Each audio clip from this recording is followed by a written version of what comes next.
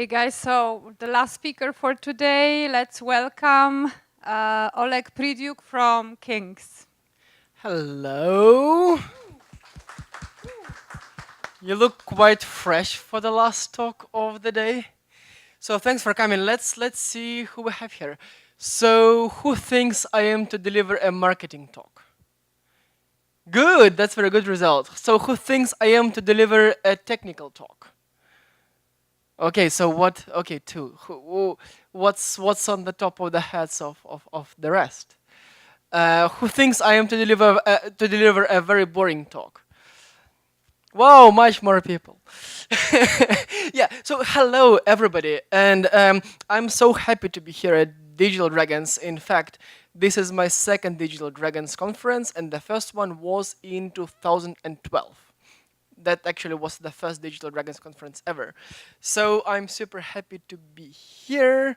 Um, Also, a disclaimer, I took my 6 a.m. flight here. I arrived just like this morning, and somehow I ended up remaking 80% of my talk. So we'll see how it goes. But let's get acquainted first. So today we'll discuss the technologies and techniques we at King use to make our games. And we'll look at some of the best practices in the industry. And yes, my talk gonna be quite technical, actually. Since this is my background, I'm one of the first Unity employees, like when it was a small startup. That's where I started long ago. Then I went for a game production at quite a large casual games company called Game Insight. Now they're in midcore games as well. And then I landed at King's technological department. So I'll tell a bit more about it later on. And yeah, today I calculated I've been to Krakow 252 weeks ago. That's exactly when Digital Dragons 2012 happened. Um, I've been technical since I was young, so I did develop stuff for Symbian S6, Siemens S618, that 61. That's Symbian device. Does anybody know what a Symbian device mean? Okay, we have 3 old people in the room. Oh no, okay, we have more. Good, good. Good. Also, before we move to the more technical stuff, the joke about fabric softener. Does anybody know this joke? So we don't have millennials in the room. If you do care about this joke, go to my Twitter. It's pinned. There is a link to Wall Street Journal, and figure out the joke if you care. Otherwise, let's actually start. So this is an eye-opening slide breakthrough. So what I'm trying to say here that well, yes, mobile is bigger than desktop and consoles combined actually, and it's very competitive. You know that. Also, you know that top charts don't change much. People, however, change. Their habits change, and use case for mobile devices change and evolve very fast. And the important note here, and we at King also noticed that, despite that we kind of reside in the top charts, like at any given time, if you look, for example, for US top charts, top 10, you will notice 1, 2, or 3 King games there, like at any given moment. So, what I'm trying to say here today now, that player expectations grow faster than what indie devs can deliver now.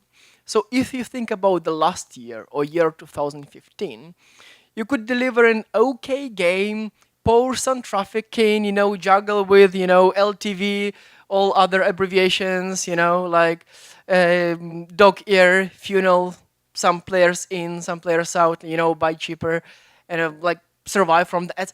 It's very, very hard to do today, including for big guys like King. So it's not only indies who have to deliver good games. So Modern mobile games economy or industry cannot stand on marketing anymore. So in year 2017, ta-da, people have to make better games actually. Yeah, make better games. So, but what is better games? Yeah, fun to play, very good, super polished.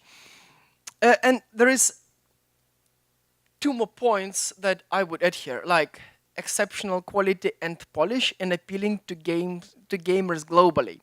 The keyword is like first globally, meaning that beyond Europe and US, there are more countries and more people who use mobile devices differently than we use here, and their mobile devices are also a bit different.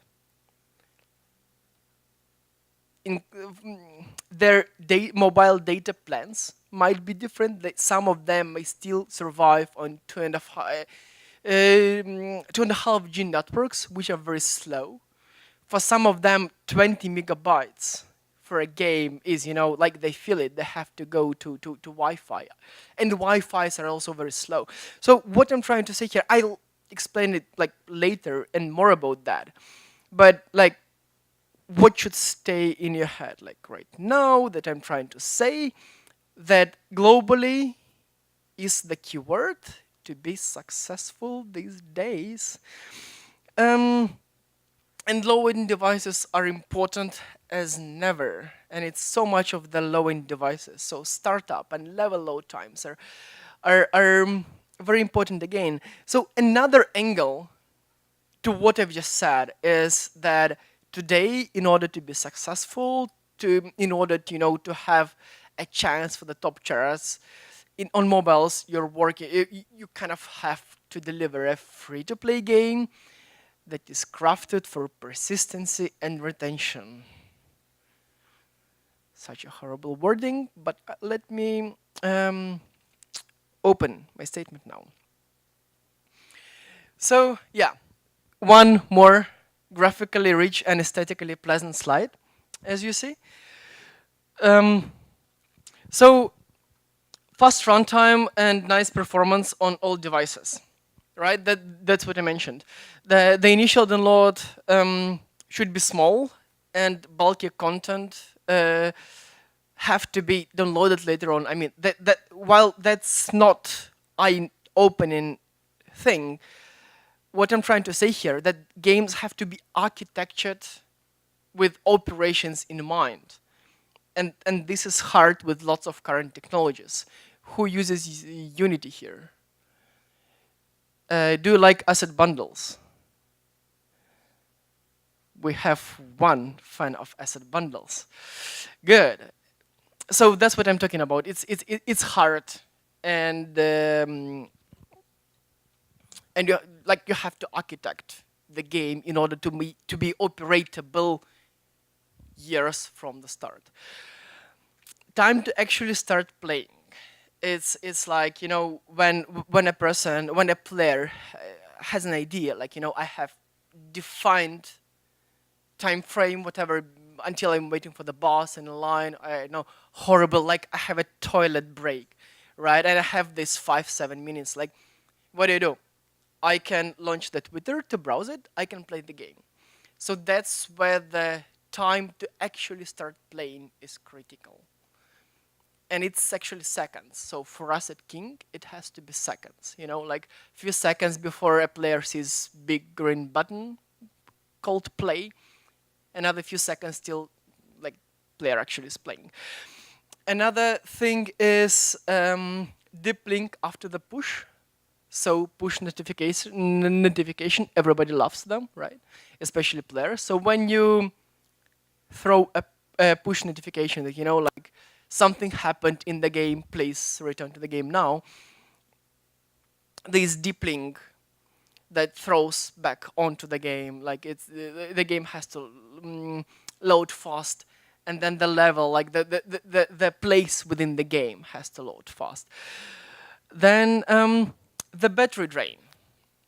Players, well, everybody travels to the office with probably about 100% battery on or like, and then people play games when their daily commute back from the office with their batteries like 50, 40, 30%, right? So if your game is very heavy on the battery, what is the chance they would play your game and have their battery die somewhere within their hour long commute? Or maybe they would choose another game. So how do we solve it at King? Oh, we actually have, well, first we have custom game engines. Second, we do weekly benchmarks. So we benchmark CPU consumption, we benchmark RAM consumptions, we benchmark storage consumption, all the startup times, the networking profiles, networking performance.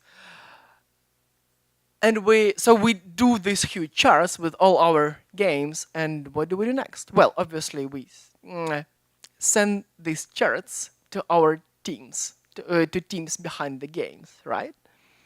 And this is super competitive. Like these are sent out monthly, and we update our games quite often, right? So what this results with, the teams become the teams start competing. It's my game that's starting up faster. It's my game that takes the least consumption. So it kind of inspires the technical craft. So that's pretty much chart how the like the technical stack looks like. How many logos do you know? Who knows more than one logo in the room? So you know the unnamed engine, right? You do. What are the next two logos? So those are the logos for internal game engines, and since what I've been talking about, like it's runtime problem, it's like the way the game loads, the way the game consumes the battery. I mean, content, yes, but runtime as well. So we use Unity for prototypes, and I mean we won't argue that Unity is the best tool to develop something very very fast, and we're yet to ship anything with Unity. It's just like the games, they just don't pass the threshold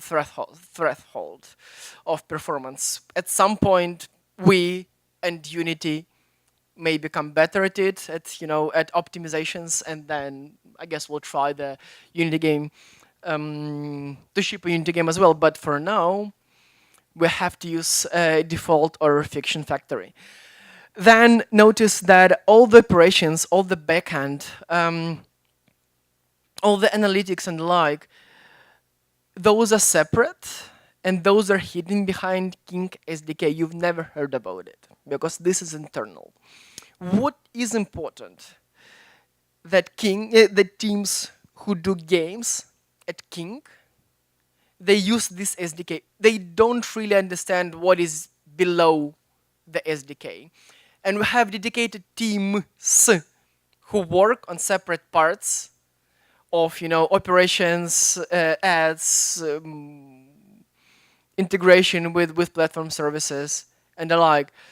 And King SDK is the common layer for all those teams. And this King SDK is developed for both default and fiction factory.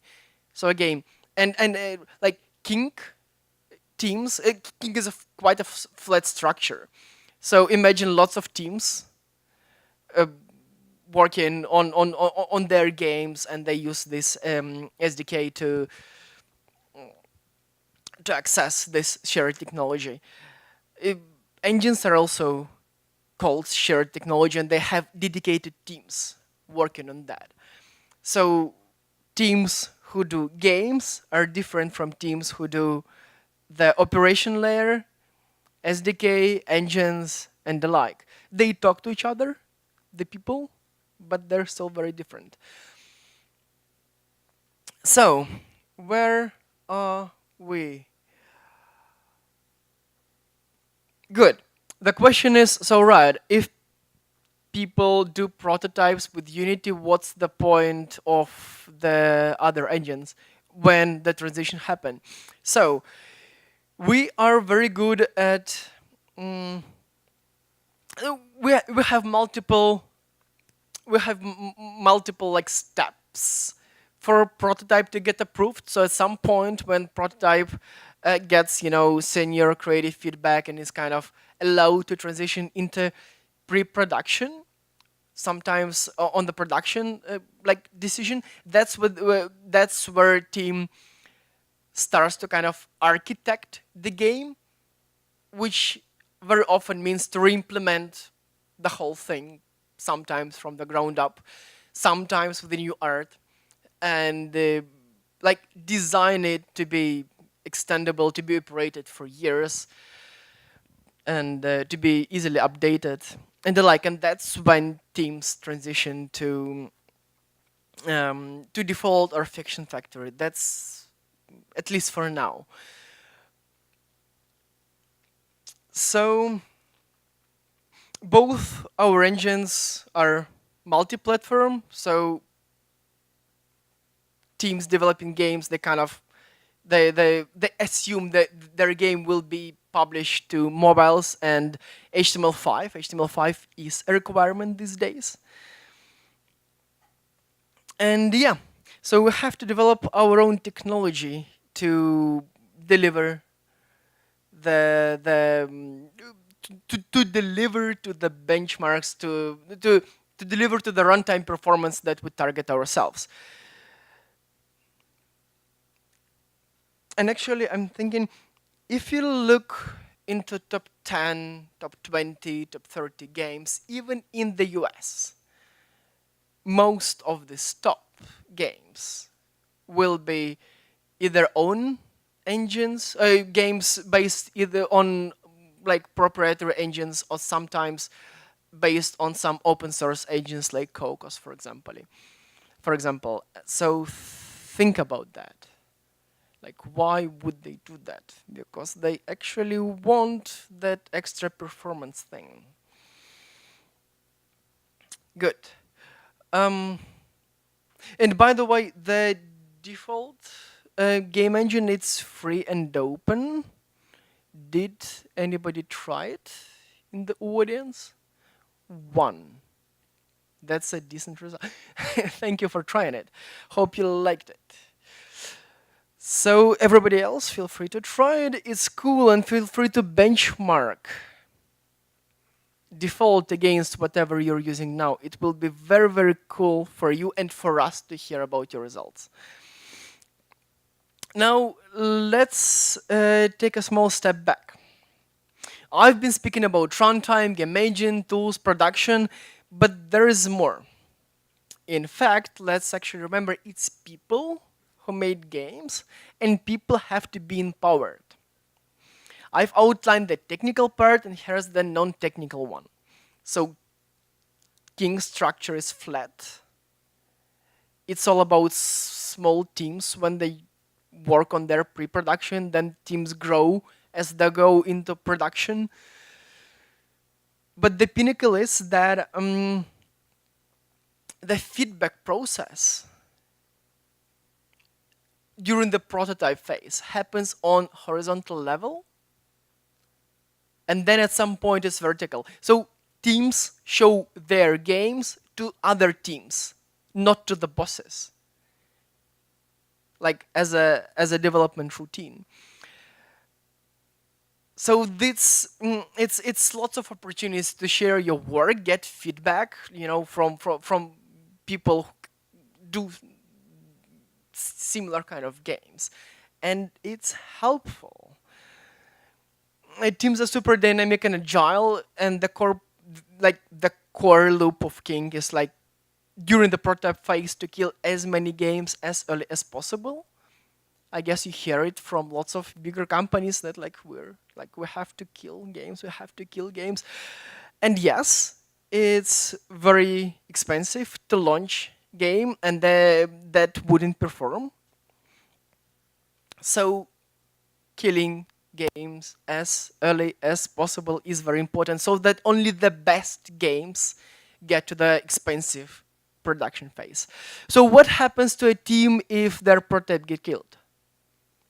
Well, they find, you know, places within other teams, or they form a new team and start working on a new prototype.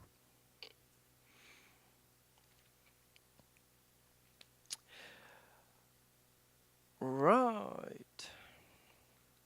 So with all that feedback loop, with all that agile development, it's the atmosphere of trust that helped to be built within company, because I mean it's kind of open development, right? So everybody knows what the other team does and how they do it and the like. So we at Keen dedicate a lot to comfortable working environment, to embrace creativity. And I brought here a video of the office where I'm based. Notice what people think is the cool about the office.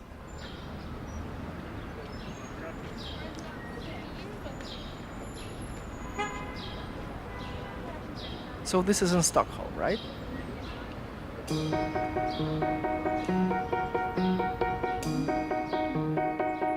So overall, since we built the last office, King has kept growing. We've added so much great talent to the company, and I think as we grow, we need to create more space. So instead of kind of carrying the baggage of the past, we wanted to have an environment whereby you get a clean slate in your head and you can then work forward without any kind of restraints. When people come down here the first time, everybody's like, oh my God, you have a forest. I think the forest is amazing. I think the forest is mind-blowing. You come in and it's like you're being hugged by the actual studio, which is an incredible feeling. Well, the mental space around here is really, really cozy and calm.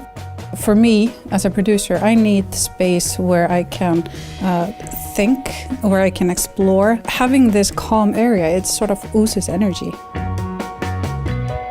There are a lot of spaces in general where you can go. It's not only the forest. We have the meeting rooms, we have small different areas where you can actually go. There's a lot of places for people to meet for more intimate conversations or kind of brainstorming sessions that are really useful and fruitful if looking for new ideas.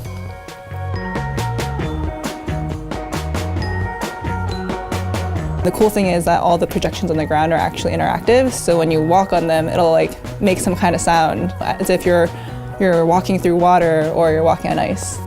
The purpose of the forest at K36 was to create an area where nothing is basically required of you. You don't have to produce, you can just sit and just be yourself. And in those moments of pause, I think, is when the greatest creative things happen.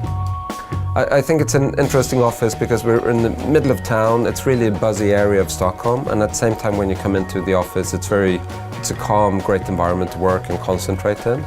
So I think you get that blend of a great place to be and a great place to work. Yeah, so it's all about opening up, being creative. So that's what kind of we embrace at King. So that was a small lyrical pause. And now there is an ugliest slide possible, so don't tell our marketing. But I kind of still wanted to put this as ugly as this, because this is important. And it's very often that people speak about that, but don't really follow it. So who works on mobile games in this room? Almost all, right? So who actually tests their game on a low-end device daily? Okay, we have 4.5 hands. Yeah, so, and who has a build server with constant integration? 1, okay, 2.5. That's actually better than I often have. Since I ask this question quite a lot. So, with both our engines, since it's quite hard with our technologies, but we think this is so important that we this is the core loop, the routine of our engines, that instead of clicking a play button and having the game running on your workstation, you are forced to test it on a device. So pretty much there is, a game engine runtime loaded on the device, and then you stream content as you develop it to the phone. So your designer working on a mobile title doesn't really design on a 17 or 22-inch screen. They design on the 5-inch screen. And they see, whether the button is too small, or whether the compression is too hard, or edges are jagged or something. So it's instant. And it's very important that both designers and artists and developers, that it's comfortable for them to develop on the actual device. If it's not comfortable, like if it takes ages to load to a device, they find reasons to test once a day or twice a day, not develop on the device. So that's why I'm repeating this often. Low-end devices, we at King, we still support Android Gingerbread. Imagine that, Android 2.3. We have to support that. And we have quite a lot of paying players with these devices. Also, if you look into Asia, Gingerbread is important. And iPhone 5S, that's kind of device to target. Sometimes iPhone 5, but it's quite hard. That's a single core device, right? With not that much operating memory. The benchmarks that I mentioned, those are also kind of cool to have. Hard to achieve, but we see at Kind it helps, especially the competitiveness part. So all these bullet points, we have them naturally because we use, because this is how we designed our game engines to tailor to this process. Now, let's actually have a sort of bottom line. So I've made quite a few statements today. So I've stated that the games have to be designed for the top grossing charts, both from technical and game design standpoint. Repeating this probably 5th or 6th time now, that yes, technical architecture is very important. Poor runtime performance may spoil all your marketing and operational efforts, especially on the East. If you feel like that, feel free to try King's internal game engine that is called Default. It's free. No royalties, no anything, no way to give us any money. It's awesome for 2D, for HTML5, it's cross-platform, and it's kind of, it should be cool for you to try to benchmark the performance with whatever you're using now against Default and see what we're talking about when we're saying that the games launch instantly. Also on HTML5. Like the Blossom Blast Saga game that is here on the screenshot. It was released about 2 years ago and it have never ever had a flash fallback. Think about that.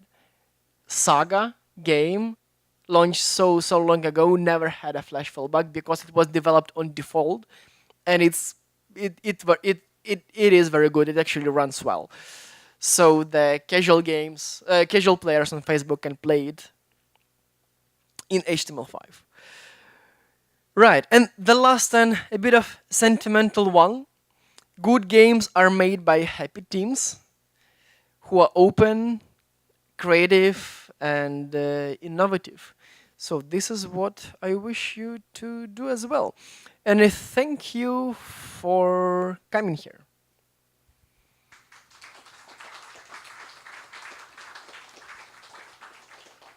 We have 25 seconds for a question. No, we have more time. Okay, anybody who's going to start? Some questions? Don't be so shy. So I thought everybody's thinking about the build server now. Hi, you mentioned HTML5 games. What do you think of Facebook Messenger games as a platform? Thank you for the question. Actually, I am fan of this new chat games trend. I think that micro games, again, that's my personal take, right? And I'm technical guy who has quite limited access to all kind of performance and money documents. And so I'm thinking it mostly from the technical standpoint. I think this is kind of the future for a reason that most people are so tired of installing stuff from the App Store. And when application or game loads within a single click and does not require installation on the device. However, by some magic technology, your progress and whatsoever is stored somewhere in the cloud. However, if you're chatting with a friend and then it's like, hey, let's play something fun, whatever. It can be chess, it can be Mario, it can be Candy Crush. Then you click one single button and then you two are in a multiplayer session instantly. You both don't have to install anything. Like somebody might be in a car or in a bus with Wi-Fi access. Somebody might be on a couch, and then suddenly on a mobile device you're playing this game. So I think that's what's gonna happen. People gonna learn this paradigm and love this paradigm, and yeah, it's so hard to persuade people to install something on their device. That's, yeah. But then again, remember the days when computers were large and slow, and you had to craft your games into very, very, small sizes. We're back to these exciting times again. So those of us who have good technology or good developers, they will shine again. 64 kilobytes, anyone?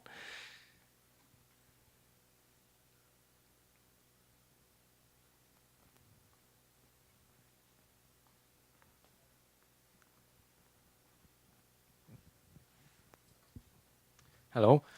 Why do you have two in-house engines? One is old, another is new. No, I mean, yeah, so that's the short answer. The long answer is that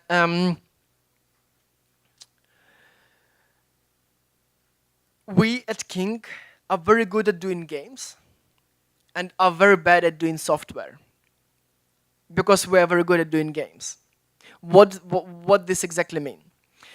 This means that there is a team working on a piece of software, let's call it a game engine. And then there are teams working on games using this exactly game engine. And then teams go and require features all the time, multiple teams. And the team behind the game engine is like one limited number of people. So the choices they have to make is either to make good polished features, but less of them, or to ship lots of stuffs that are kind of half-baked. And teams, so the primary users of this engine, they actually vote up the less polished but more of the features. After a few years of development, that was happened with Fiction Factory, we ended up with lots of like low quality code and lots of forked of game engines because teams kind of forked, the trunk of Fiction Factory and did like their own things, and we ended up with dozens, if not hundreds, versions of the core game engine, like with spin-offs and stuffs, and it was horrible to maintain.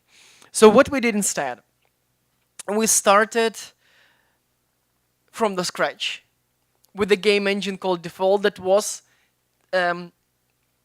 released publicly last year. What does that mean? That means that the software has to be polished enough so that people outside of King can use it. So like we forced ourselves to deliver much better quality of the tools. And this actually empowers teams within King to use the software because it's more polished. It actually works. It's not a bunch of source code, that you have to kind of do something about it. It's actually working, consumer-friendly piece of software. So that's the story. And anybody who actually worked with a custom game engine knows what I'm speaking about, what I'm talking about.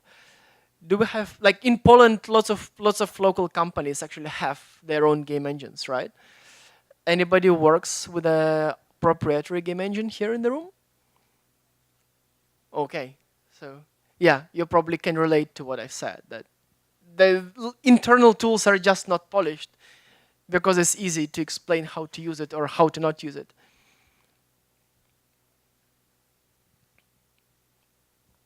I don't see people actually got what they told. Then you have to just trust me.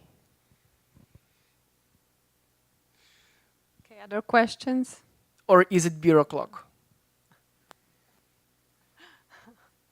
Yeah, I see it's beer o'clock. Beer o'clock, yay! Thanks again. Okay, thank you.